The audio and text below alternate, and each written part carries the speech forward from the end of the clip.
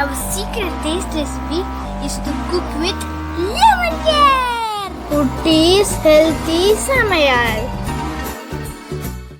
Hello friends, welcome to Kutties healthy Samayal. Be positive, be healthy. இன்னைக்கு நம்ம டேஸ்டியான எள்ளுருண்டை எப்படி செய்யறதுன்னு பார்க்கலாமா? அதுக்கு முன்னாடி நம்ம சேனலை சப்ஸ்கிரைப் பண்ணாதவங்க சப்ஸ்கிரைப் பண்ணிவிட்டு பக்கத்தில் இருக்க பெல் பட்டனை கிளிக் பண்ணிக்கோங்க. ஆல் ஆப்ஷனை கிளிக் பண்ணுங்கள். அப்போ தான் நாங்கள் போடுற எல்லா வீடியோஸோட நோட்டிஃபிகேஷன்ஸ் உங்களுக்கு வரும். இது வரைக்கும் சப்ஸ்கிரைப் பண்ண எல்லாருக்கும் தேங்க்யூ ஸோ மச். நாம் இன்றைக்கி எள்ளுருண்டை எப்படி செய்யுதுன்னு பார்க்க போகிறோம். அதாவது சிமிலி. இது பொதுவாக எள்ளு மட்டும் தான் வச்சு நம்ம செய்வோம். ஆனால் இப்போ வந்து இதில் நான் வேர்க்கடலையும் ஆட் பண்ணுறேன். அதுவும் ரொம்ப டேஸ்டியாக இருக்கும், ரொம்ப சூப்பராக இருக்கும். அதே சமயம் எள்ளும் வேர்க்கடலும் நல்ல காம்பினேஷன், ஹெல்த்துக்கும் ரொம்ப நல்லது. ஏன்னா எள்ளில் வந்து நிறைய ஃபைபர் இருக்குது. இந்த ஃபைபர் வந்து நம்மளோட டைஜஸ்டிவ் சிஸ்டத்தை நல்லா இம்ப்ரூவ் பண்ணும். அதனால் நமக்கு நல்லா டைஜஷன் நல்லாயிருக்கும். நெக்ஸ்ட்டு கான்ஸ்டிபேஷன் வராமல் தடுக்கும். இன்னும் நிறைய ஹெல்த் பெனிஃபிட்ஸை நாம் இந்த வீடியோட எண்டிங்கில் பார்க்கலாம். இந்த வீடியோ ஃபுல்லாக பார்த்து நம்மளோட சேனலை சப்போர்ட் பண்ணுங்கள். ஓகே, இதுக்கு என்ன தேவைன்றதை நம்ம பார்க்கலாம். இதுக்காக நான் 1 கப் வறுத்த வேர்க்கடலை எடுத்திருக்கேன், 1 கப் எள் எடுத்திருக்கேன். இன்றைக்கி நான் கருப்பு எள் தான் எடுத்திருக்கேன். இது உங்களோட விருப்பம் தான். நெக்ஸ்ட்டு இதுக்காக வெல்லம் வந்து 1.5 கப் எடுத்திருக்கேன். நீங்கள் வெல்லம் வந்து உங்கள் டேஸ்ட்டை பொறுத்து நீங்கள் அதிகமாக சாப்பிடுவீங்கன்னா 2 கப்ஸ் வரைக்கும் எடுத்துக்கலாம். ஏன்னா எள்ளும் வேர்க்கடலையும் சேர்ந்து 2 கப்ஸ் வரும். ஸோ நீங்கள் ஈக்குவலாக கூட வெல்லத்தை எடுத்துக்கலாம். ஓகே, வெல்லத்தில் கொஞ்சமாக தண்ணி ஆட் பண்ணி நம்ம அதை நல்லா கொஞ்சம் காய்ச்சி மெல்ட் ஆன பிறகு நம்ம அதை வடிகட்டிக்கு போகிறோம், அதை க்ளீன் பண்ணுறதுக்காக அந்த ப்ராசஸிங். நெக்ஸ்ட்டு நாம் இப்போது திரும்பி அதை ஊற்றி காய்ச்சி நல்லா கொஞ்சம் திக்கான பதத்துக்கு, இங்கே பாருங்கள் இந்த மாதிரி நம்ம இந்த மாதிரி வெல்லத்தை காய்ச்சி எடுக்கும்போது அது ஆறின பிறகு நமக்கு சாலிடாக கிடைக்கும், மிக்ஸ் பண்ணுறதுக்கு நல்லாயிருக்கும். இப்போ நாம் வறுத்த வேர்க்கடலையை திரும்ப கொஞ்சம் மைல்டாக நம்ம சூடு பண்ணி எடுத்துக்க போகிறோம். ஏன்னா இது நான் 2 டேஸ்க்கு முன்னாடி வறுத்து வச்சது. அதனால் நான் அந்த ஈரப்பதம் இல்லாதபடிக்கு திரும்ப மைல்டாக வறுத்துக்கிறேன்.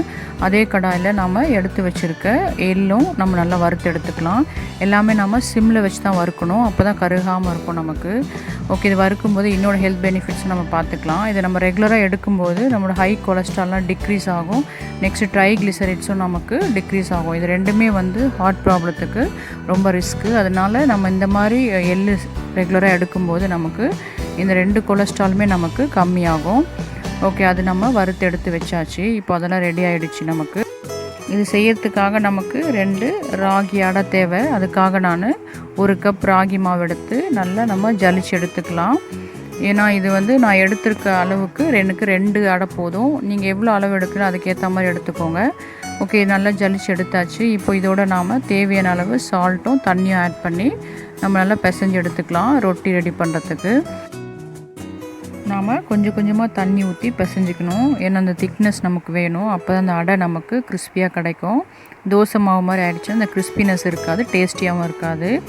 இந்த மாவு எடுத்து நாம் தோசைக்கல் கொஞ்சம் சூடான பிறகு அதில் வச்சு கையிலே கூட நீங்கள் தட்டி தின்னாக கொண்டு வந்துக்கலாம்.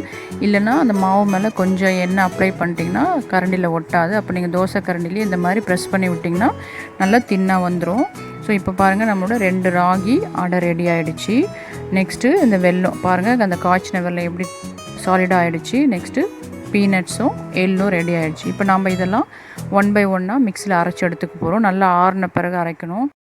நம்மளோட எல்லா இன்க்ரீடியன்ஸும் ஆறிடுச்சு. இப்போ ஃபஸ்ட்டு நம்ம வேர்க்கடலையை குறைன்னு அரைச்சி எடுத்துக்கலாம்.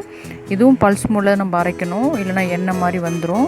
இதை ஒரு பவுலில் ட்ரான்ஸ்ஃபர் பண்ணிக்கலாம். இப்போ அதே ஜாரில் வறுத்து எடுத்து வச்சுருக்க எள்ளையும் நம்ம ஆட் பண்ணி அரைச்சி எடுத்துக்கலாம். இதுவும் நம்ம பல்ஸ் மூடில் தான் அரைக்கணும், ஏன்னா இதெல்லாம் எண்ணெய் வெளிவர பொருட்கள், அதனால தான். ஓகே, இதையும் நம்ம அதே பவுலில் ட்ரான்ஸ்ஃபர் பண்ணிக்கலாம். அடுத்து நம்ம 2 ராகி ரொட்டி செஞ்சு எடுத்து வச்சுருக்கோம் இல்லையா, அதை நம்ம சின்ன சின்ன பீஸாக கட் பண்ணிக்கலாம். கட் பண்ணி இதை நம்ம மிக்ஸியில் குறைன்னு அரைச்சி எடுத்துக்க போகிறோம்.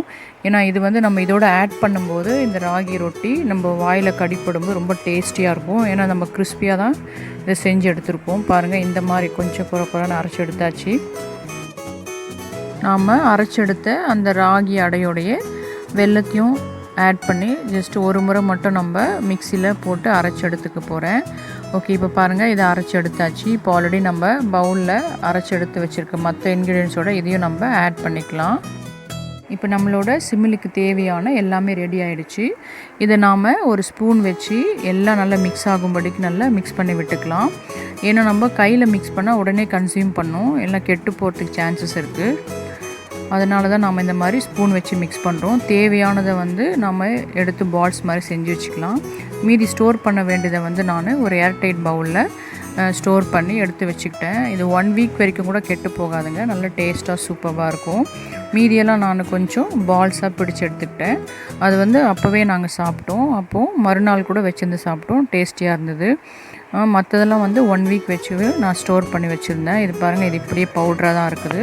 சாப்பிட்றதுக்கு ரொம்ப டேஸ்டியாக ரொம்ப ஹெல்த்தியானதும் கூட. சின்ன பிள்ளைங்க கூட இதை விரும்பி சாப்பிடுவாங்க. ஏன்னா நம்ம இது வெல்லம் ஆட் பண்ணி செய்கிறது ரொம்ப டேஸ்டியாக இருந்துங்க. இந்த வேர்க்கடலை, எள்ளு, நெக்ஸ்ட் அந்த அடை, நம்ம ராகி அடை அதுக்காக தான் சேர்க்குறோம். அது கொஞ்சம் கிறிஸ்பியாக இருக்கும். ஸோ அது நம்ம சாப்பிடும்போது வாயில் கடிப்படும்போது ரொம்ப டேஸ்டியாக இருக்கும் சாப்பிட்றதுக்கு. ஸோ நீங்களும் இந்த மாதிரி செஞ்சு பிள்ளைங்களுக்கு கொடுத்திங்கன்னா பிள்ளைங்க விரும்பி சாப்பிடுவாங்க.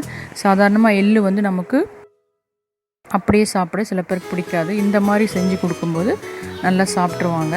பெரியவங்களும் சாப்பிட்லாம். முக்கியமாக பெண் பிள்ளைங்களுக்கு இது ரொம்ப யூஸ்ஃபுல்லான ஹெல்த்தியான ஒன்று. ஏன்னா அது யூட்ரஸ்க்கு ரொம்ப தேவையானது எள்ளு. அதனால் நீங்களும் இந்த மாதிரி செஞ்சு பாருங்கள். இன்னொரு டைம் நாங்கள் செய்யும்போது வெல்லத்தை இந்த மாதிரி தான் லிக்விடாக தான் காய்ச்சி ஆட் பண்ணோம். கொஞ்சம் திக்காக, ஆனால் திக் கன்சிஸ்டன்சியில் தான், அதுவும் நல்லா தான் இருந்தது. ஸோ இங்கே பாருங்கள், இந்த மாதிரி நாம் செஞ்சு எடுத்தாச்சு. இதோட இன்னும் சில பெனிஃபிட்ஸை நாம் இப்போ பார்த்துக்கலாம். எள்ளில் நமக்கு ரொம்ப நியூட்ரிஷன் தரக்கூடிய ப்ரோட்டீன்ஸ் அதிகமாக இருக்குது. ஏன்னா இது பிளான்ட் ப்ரோட்டீன் சொல்லுவாங்க இல்லையா. ஏன்னா நான்வெஜ் சாப்பிட்றவங்களுக்கு அந்த மீட்டில், சிக்கன்லலாம் நமக்கு அந்த ப்ரோட்டீன்ஸ் கிடச்சிரும். பட் வெஜிடேரியன் பீப்புளுக்கு இந்த மாதிரி இதெல்லாம் எடுக்கும்போது இந்த ப்ரோட்டீன் அதிகமாக கிடைக்கும்போது இந்த பிளட் இம்ப்ரூவ் ஆகிறதுக்கு ரொம்ப யூஸ்ஃபுல்லாக இருக்கும். அது மாத்திரம் இல்லை, இல்லை மெக்னீஷியம் அதிக அளவில் இருக்க தொட்டு நம்ம பிளட் ப்ரெஷரை எப்போவும் கண்ட்ரோலில் வைக்கும். அப்புறம் இதில் நியூட்ரிஷன் அதிகமான அளவில் நமக்கு கிடைக்கிற தொட்டு நம்மளோட போன் ஹெல்த்து நல்லாயிருக்கும். அதாவது எலும்புகள் நல்லா வலுவடையும், அதுக்காகவும் ரொம்ப யூஸ்ஃபுல்லாக இருக்கும். அது மாத்திரம் இதில் க்ரானிக்கான டிசீஸ், அதாவது cancer, kidney disease, heart, obesity இது போன்றதெல்லாம் கண்ட்ரோல் பண்ணுறதுக்கும் அப்புறம் ரொம்ப லோவாக வைக்கிறதுக்கும் இந்த எள்ளு ரொம்ப யூஸ்ஃபுல்லாக இருக்குது. இதில் நிறைய பி விட்டமின்ஸ் அதிகமாக இருக்குது. ஸோ நமக்கு உடலுக்கு தேவையான நிறைய ஹெல்த்தியான மெடிசன்ஸ் இதில் நமக்கு கிடைக்குது. அதனால் நம்ம எள்ளை இந்த மாதிரி ஃப்ரீக்வெண்ட்டாக இந்த மாதிரி வெரைட்டியாக நம்ம எடுக்கும்போது அது நம்ம ஹெல்த்துக்கு ரொம்ப ஹெல்ப்ஃபுல்லாக இருக்கும். அது மட்டும் இல்லை, இதில் வேர்க்கடலை, வெல்லம், நெக்ஸ்ட் ராகி இதெல்லாம் நம்ம கலந்து செய்கிறதோடு ரொம்ப ஹெல்த்தியானதும் கூட, டேஸ்டியானதும் கூட. ஏன்னா அதோட காம்பினேஷன் அவ்வளோ டேஸ்ட்டாக இருக்கும். சாப்பிட்றதுக்கும் பிள்ளைங்க விரும்பி சாப்பிடுவாங்க. ஸோ ஜங்க் ஃபுட்ஸ் கேட்கும்போது நீங்கள் இந்த மாதிரி டைம் எடுத்து செஞ்சு கொடுத்தீங்கன்னா பிள்ளைங்க இந்த டேஸ்ட்டையே விரும்பி சாப்பிடுவாங்க. நெக்ஸ்ட் ஜங்க் ஃபுட்ஸ் கேட்கவே மாட்டாங்க. இது ஜஸ்ட்டு ஹார்ட்லி ஒரு 15 மினிட்ஸ் தாங்க ஆகுங்க செய்கிறதுக்கு.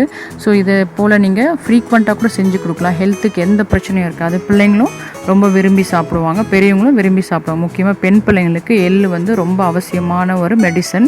ஸோ நீங்களும் இதை செஞ்சு பார்த்து இந்த டேஸ்ட்டை எங்களுக்கு கமெண்ட் பண்ணுங்கள், லைக் பண்ணுங்கள். தேங்க்யூ. Yummy tasty. நீங்களும் ட்ரை பண்ணுங்கள், என்ஜாய் பண்ணுங்கள், ஹெல்த்தியாக இருங்க. தேங்க்யூ. மற்ற ரெசிபீஸோட லிங்க்ஸ் எல்லாம் டிஸ்கிரிப்ஷன் பாக்ஸில் இருக்குது. உங்களுக்கு இந்த வீடியோ பிடிச்சிருந்ததுன்னா லைக் பண்ணுங்கள், ஷேர் பண்ணுங்கள், கமெண்ட் பண்ணுங்கள், சப்ஸ்கிரைப் பண்ணுங்கள், பக்கத்தில் இருக்க பெல் பட்டனையும் கிளிக் பண்ணுங்கள். பாய்.